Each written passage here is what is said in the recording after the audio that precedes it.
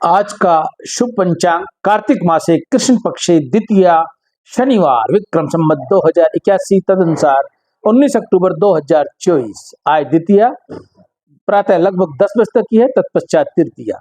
आज का विशेष दिन भद्रा मासिक कार्तिकाई, सूर्य राशि तुला, चंद्र राशि मेष, दिशा अशुल, पूर्व अग्निवास, आकाश तत्पश्चात पाताल, नक्षत्र भरनी तत्पश्चात कृतिका, ब्रह्म मुहूर्त 4:55 से 5:46, राहु काल का समय प्रातः 9 बजे से लेकर 10:30 बजे तक रहेगा। अभिजीत मुहूर्त लगभग 12 बजे से लेकर 12:50। भद्रा का समय रात्रि को 8:13 से लेकर अगले दिन सुबह 6:38 तक रहेगा। कल करवा चौथ, वकर तुंड, संकट चतुर्थी व्रत 24 अक्टूबर को, अहोई अष्टमी व्रत, राधा कुंड स्नान 28 अक्टूबर को, गोवत्स द्वादशी, रमा एकादशी व्रत 29 अक्टूबर को, धनतेरस, प्रदोष व्रत 30 अक्टूबर को, काली चौदस, रूप चौदस 31 अक्टूबर को, दीपावली 2 नवंबर को, गोवर्धन पूजा, धुत कीड़ा, इष्टि 3 नवंबर को, भाई दूज, चंद्र दर्शन 6 नवंबर को, लाभ पंचमी 7 नवंबर को, छठ पूजा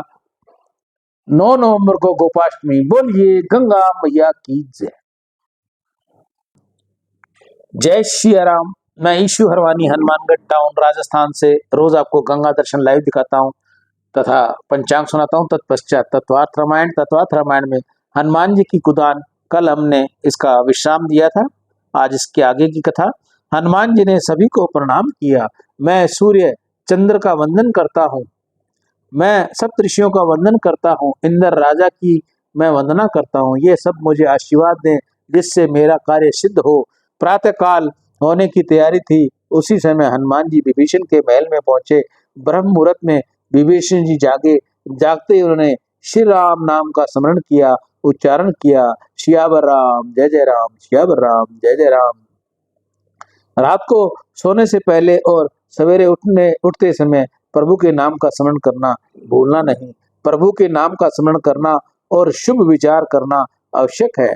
हनुमान जी को लगा कि इन राक्षसों की दुनिया में ये वैष्णव कौन हो सकता है। परिचय करने के लिए हनुमान जी ने ब्राह्मण का रूप धारण किया और विभीषण के महल में प्रवेश किया। विभीषण ने पूछा कि तुम हरिदास न मैं कोई, मोरे हृदय प्रीति अति होई, कि तुम राम दीन अनुरागी, आयो मोह करन बड़भागी। आप कौन हो? कहीं राम तो नहीं हो? प्रातःकाल आपका दर्शन हुआ, उससे मेरा कल्याण होने वाला है। हनुमान जी ने समस्त कथा कही। विभीषण जी ने से पूछा कि सीता जी कहाँ है। विभीषण ने सीता जी कहाँ है और किस प्रकार मिलेगी ये समझाया और कहा आपके दर्शन हुए, इसलिए अवश्य ही अब मुझे श्री राम के दर्शन होंगे।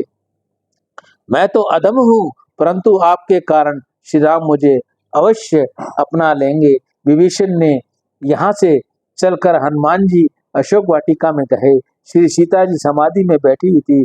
श्री राम श्री राम श्री राम का सतत जप कर रही थी। ध्वनि प्रतिध्वनि उत्पन्न करती है, शब्द प्रति शब्द को उत्पन्न करता है। माता जी जहाँ विराजी हुई थी वह वृक्षों में से श्री राम श्री राम श्री राम ऐसी ध्वनि निकलती थी। हनुमान जी को विश्वास हो गया कि ये ही माता जी हैं। हनुमान जी ने देखा कि राक्षसियां सोई हुई थी। अशोक वन के वृक्ष के नीचे सीता जी विराजी हुई थी। शरीर अति दुर्लभ हो गया था।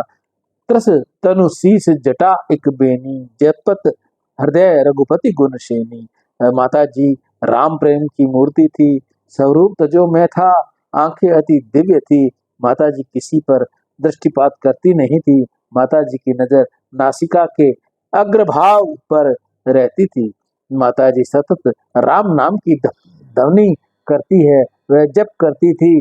माता जी के दर्शन से हनुमान जी को अत्यंत आनंद हुआ। हनुमान जी ने माता जी को मन ही मन प्रणाम किया। श्री सीता माँ के दर्शन करते हुए विश्वास हुआ कि कितना दिव्य स्वरूप है इनका। वियोग राम जी से किस प्रकार सहन कर सकते हैं, मुझको आश्चर्य लगता है। इनका दर्शन करने से मुझे अत्यंत आनंद हो रहा है। निश्चय ही मैं कृतार्थ हो गया हूँ। इस ओर उसी रात्रि को रावण को सपन में वानर दिखा।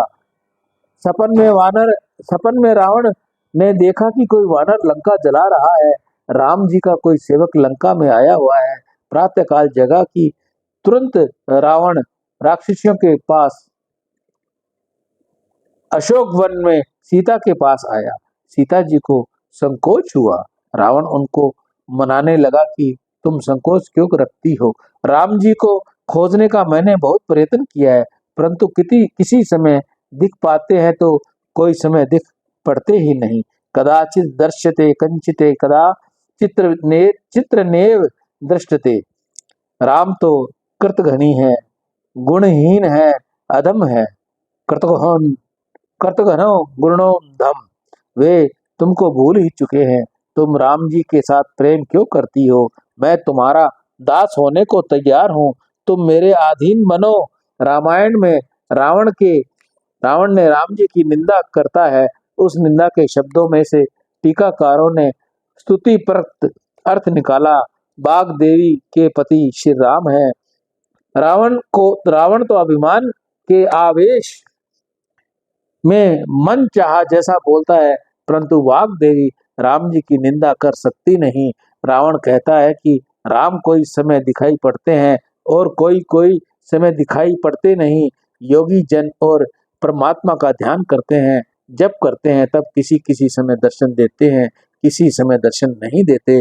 रावण कहता है राम जी तुम्हारे प्रति उदास हैं।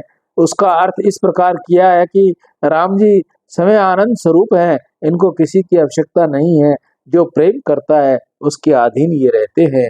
रावण कहता है तुम राम जी का आसक्त हो, परंतु राम जी तुम पर आसक्त नहीं। भक्त भगवान के आसक्त होते हैं, परंतु भगवान तो अनेक भक्त होते हैं।